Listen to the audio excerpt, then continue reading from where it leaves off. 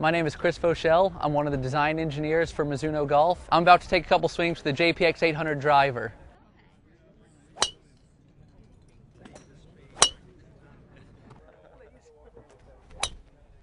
Well, the whole concept of the JPX 800 driver is to make something that's as forgiving as possible in a package that anybody could look at. We want something that gave all the forgiveness in the world when you missed it on the toe and heel, as well as up and down.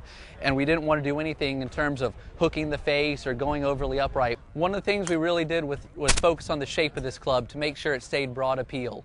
We wanted it to have a really good player's profile, something that wasn't too thick or bulbous or pancakey. When I set it behind the ball, it's a really easy to align shape. It's really traditional. It's got a nice deep face. It looks like there's plenty of loft behind the ball and looks like it's really going to launch easily.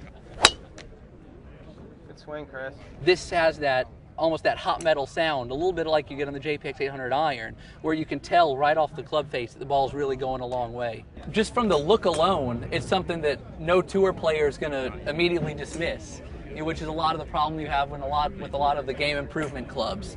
So it looks like something a tour player could easily play, and it's a low spin head and it performs. A lot of times when the driver gets too flat or too hooked, it looks like there's not much loft on the ball. It looks like you're gonna have to do something to really manipulate it to get the ball up in the air. Because the 800 has a deep face and a really square face, you see a lot of face behind the ball, and it looks like it's just gonna be really easy to launch.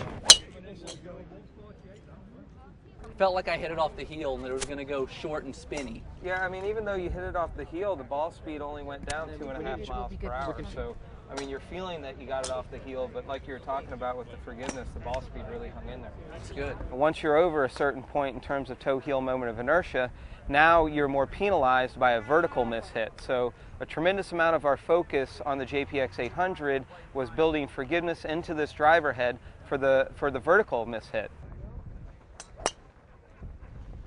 As a single-digit handicap, I was afraid whenever we go in and are going to make a game improvement driver, I get a little nervous that it's going to get a little bit too hooked, it's going to want to turn over to the left too much. But this club is really neutral at setup, but it just launches easy and performs well.